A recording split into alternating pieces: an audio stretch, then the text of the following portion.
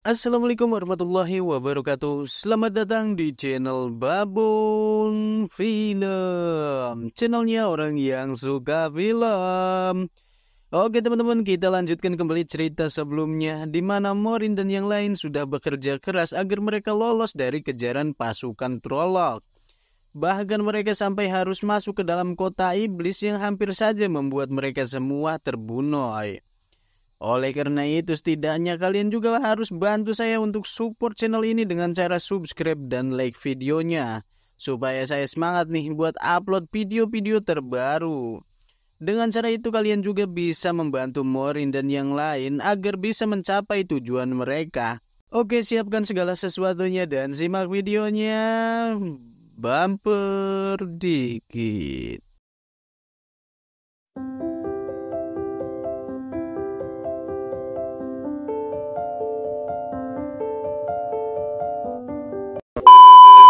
Kita diperlihatkan kilas balik mengapa Naivi bisa kabur dari cengkraman Trolloc.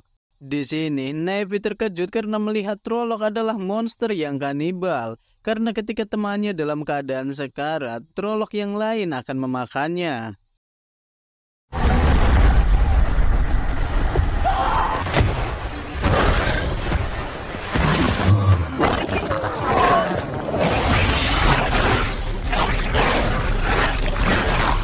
Karena itulah Naivi bisa lolos dari cengkraman Trolloc. Akan tetapi karena Naivi kabur, Trolloc itu mengejar Naivi untuk menangkapnya kembali.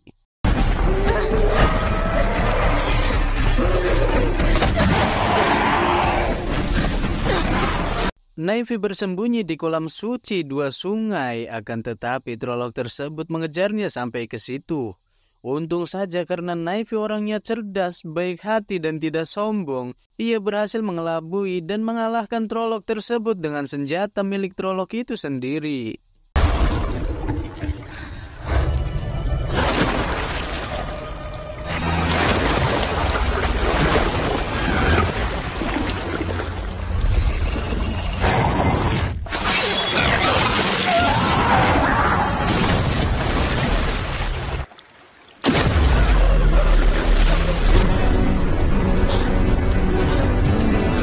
Kembali ke masa kini, Naivi menanyakan kemana teman-temannya sembari menodongkan pisau kepada Lan. Ia berpikir bahwa mereka semua sudah dibunuh oleh Morin.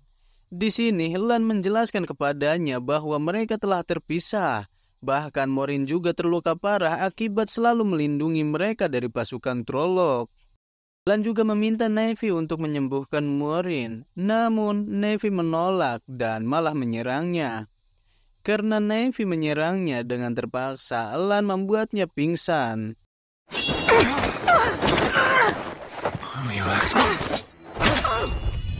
Kemudian kita diperlihatkan Ran yang berteriak-teriak memanggil nama Egwene dengan tujuan agar Egwene mendengarnya.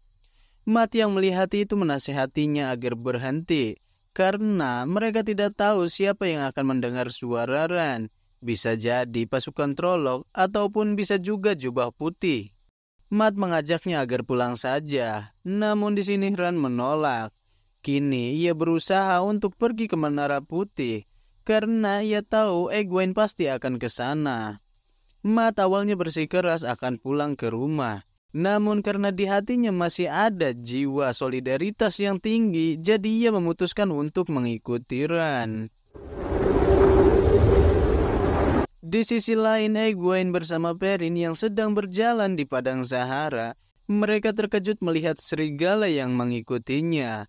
Hingga mereka pun berusaha membuat api unggun agar serigala itu tidak mengejarnya, sembari mereka juga menghangatkan tubuh mereka.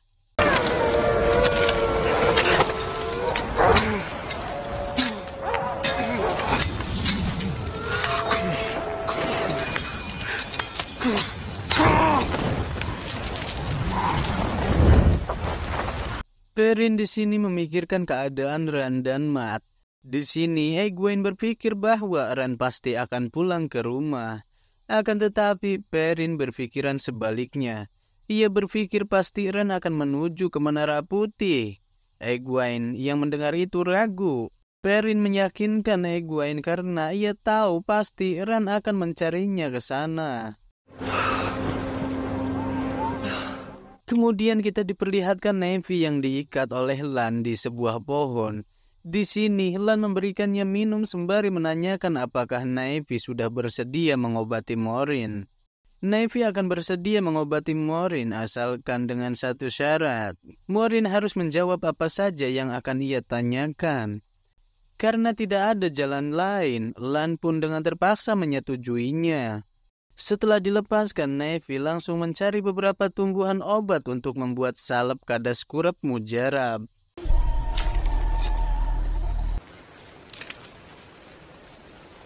Setelah mendapatkan apa yang ia butuhkan, Navy pun langsung meraciknya. Ketika ingin membalurkan salep tersebut, Navy pernah dengar ikatan antara seorang Aes-Sedai dengan pengawalnya. Jadi jelasnya mereka telah berbagi rasa sakit. Oleh karena itu, Navy meminta kepada Lan agar bersiap karena pengobatan ini akan membuatnya sakit.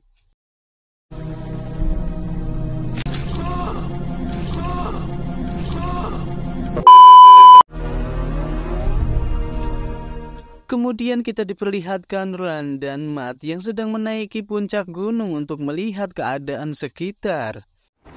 Mat Cawthon.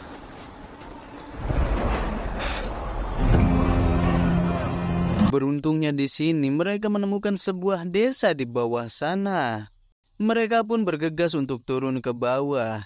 Sesampainya di bawah, mereka terkejut melihat sambutan manis dari desa, yaitu melihat mayat seseorang yang digantung di depan jalan masuk desa tersebut.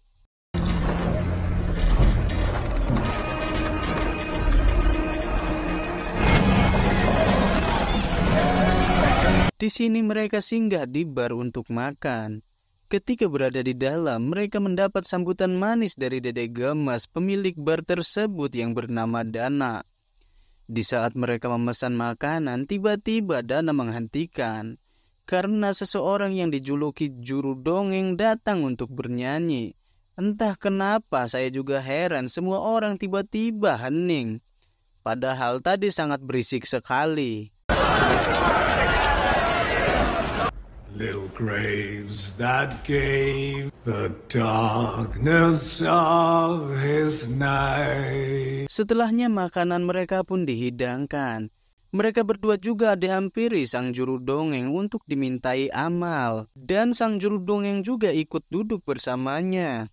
Di sini ketika mereka akan bayar, Mat tiba-tiba kehilangan uangnya.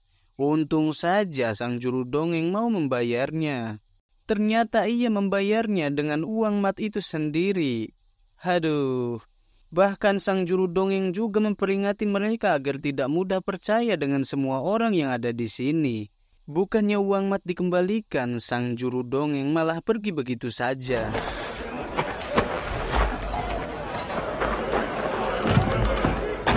Kemudian kita diperlihatkan Perrin yang sedang memimpikan dirinya ketika istrinya yang bernama Layla masih ada.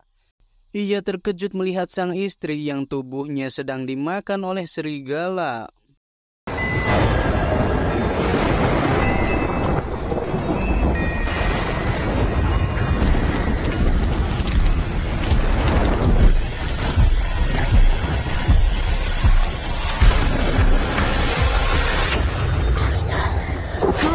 Entah pria berjubah itu siapa karena di sini masih belum dijelaskan siapa sebenarnya orang tersebut yang selalu masuk ke dalam mimpinya. Setelah itu Perrin dibangunkan oleh Egwene yang mana para serigala tiba-tiba mengejar mereka yang mengakibatkan mereka harus kabur dari kejaran serigala tersebut.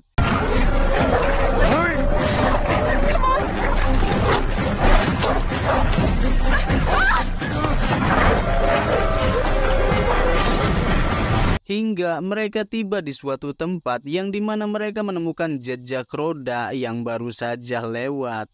Di sini mereka bimbang ragu karena jika mengikuti jejak ini mereka tidak tahu siapa yang baru saja lewat sini. Yang mereka takutkan adalah ketika mereka mengikuti ternyata itu adalah jejak Trolloc ataupun bisa juga jubah putih. Akan tetapi walaupun begitu, mereka tetap mengikuti jejak tersebut untuk memastikannya.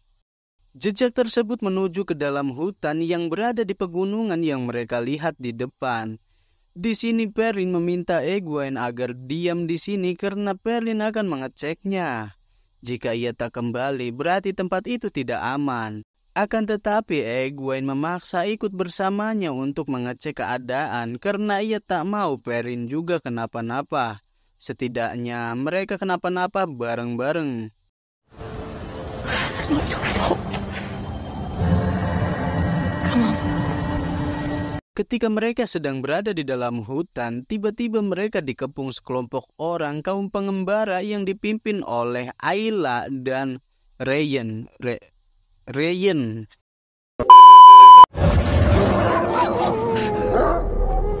Do you know the song? Mereka ditanyai oleh Ayla, apakah kamu tahu lagu ini? Entah maksudnya apa, saya pun tidak paham. Tapi karena Egwene menjawab tidak tahu, mereka berdua langsung dibawa oleh kaum pengembara.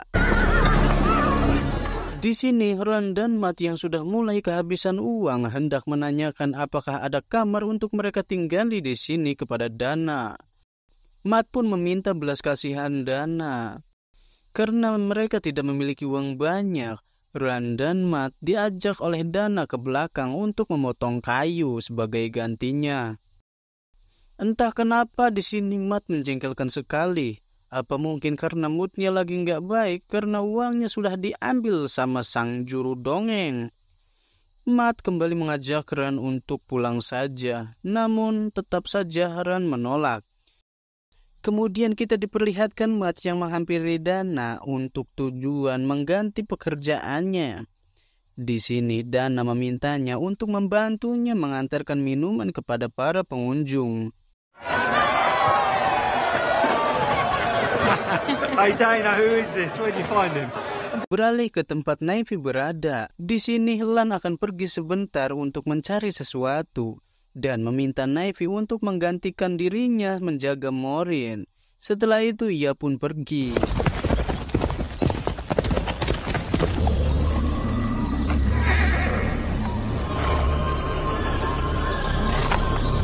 Ketika Lan datang, di sini ia memberitahu kepada Morin bahwa ia menemukan apa yang dicari selama ini. Setelah itu mereka pun pergi. Kemudian kita diperlihatkan Egwene dan Perrin dilayani layaknya seorang raja dan ratu. Sampai-sampai mereka berdua dipakaikan selimut oleh Ryan dan Mamang Tamfan agar tidak kedinginan. Egwene menanyakan kepada Ayla siapa mereka sebenarnya. Di sini Ayla menjelaskan bahwa ia dan yang lain hanyalah kaum pengembara. Setelah mereka percaya, baru mereka mau makan hidangan yang disajikan. Beralih ke tempat Ran. Ketika ia sudah selesai di sini, Dana langsung mengantarnya ke kamar. Ran diberikan kamar yang nyaman. Kemudian di malam harinya kita diperlihatkan Mat yang sedang mendatangi mayat yang digantung oleh masyarakat. Di sini ia hendak mengambil harta yang dimiliki mayat tersebut. Namun sayangnya tak lama juru dongeng mendatanginya. Di sini ia menanyakan apa yang Mat lakukan di sini. Mat terpaksa jujur kepada sang juru dongeng bahwa ia terpaksa akan mencuri harta yang dimiliki mayat ini untuk modal ia pulang ke desa. Karena sang juru masak orangnya baik hati dan tidak sombong, ia membiarkannya dan meminta Mat agar memberitahunya jika sudah selesai.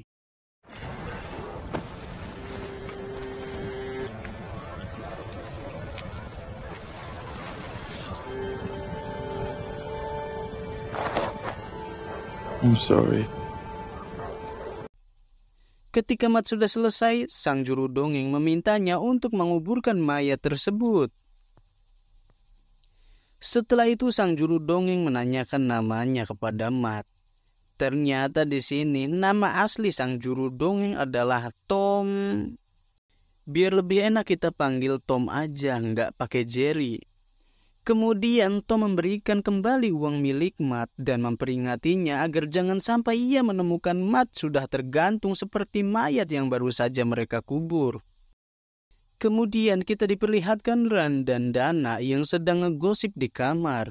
Ketika Dana hendak mencelepot Ran, untung saja Ran yang imannya sekuat baja menolak. Karena itulah Dana tiba-tiba menutup pintu dan menguncinya Entah dari mana Dana bisa tahu Gwen. I think it would be better if we just got back on the bed. How do you know her name? I said get on. Ran yang sudah terpepet terus berusaha untuk mendobrak pintu tersebut hingga akhirnya ia pun berhasil kabur.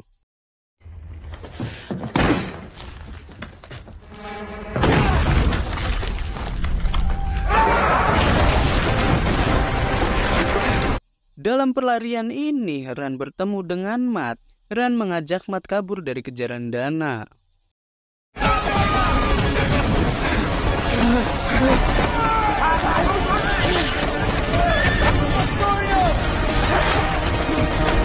Namun sayangnya entah dari mana tiba-tiba Dana ada di depan mereka.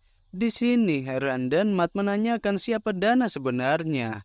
Dari perkataan Dana sudah jelas bahwa Dana adalah seorang pengikut kegelapan.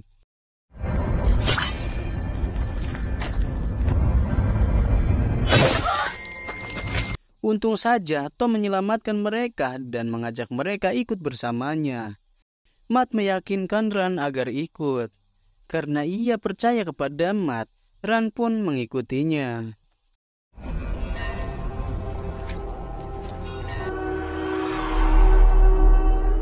Kemudian kita diperlihatkan Maureen, Lan, dan Navy yang sedang menaiki kuda. Di sini mereka bertemu dengan saudari Maureen yang tak lain adalah Aes bernama Liandrin. Dan jika kalian ingat, wanita ini adalah orang yang sudah membunuh seorang pria halu ketika di awal film. Di sini Liandrin memberitahu kepada Maureen bahwa ia sudah menangkap orang yang mengaku dirinya adalah titisan dragon. Entah siapa orang ini, saya pun tidak tahu, karena itulah episode 3 tamat.